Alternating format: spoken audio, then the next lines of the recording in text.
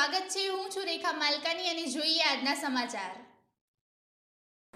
શ્રાવણ માસમાં ભગવાન શ્રી કૃષ્ણના હિંડોળા દર્શનનું અનેરું આધ્યાત્મિક અને સાંસ્કૃતિક મહત્વ છે।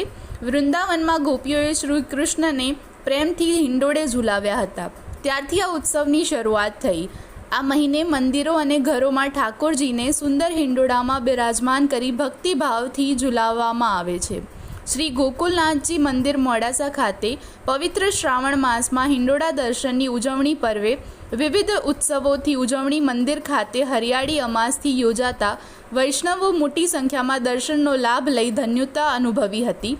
પવિત્ર શ્રાવણ માસમાં લીલી પત્તી, રંગબેરંગી ફૂલ, લીલા ડોળા, દર્પણ, રંગબેરંગી ઘટાના તેમજ કલાત્મક નવરત્ન અને રજવાડી જેવા હિંડોળા બનાવીને પ્રભુને મનોરથી દ્વારા ઝુલાવવામાં આવનાર છે।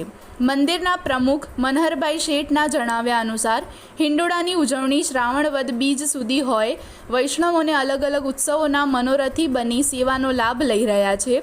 આગામી દિવસોમાં પવિત્રાના, ગિરિરાજના હિંડોળા, ઝૂલાના હિંડોળા, સૂકા મેવાના હિંડોળા, નવરત્નના કલાત્મક હિંડોળા બનાવીને પ્રભુને મનોરથી દ્વારા ઝુલાવવામાં આવનાર છે।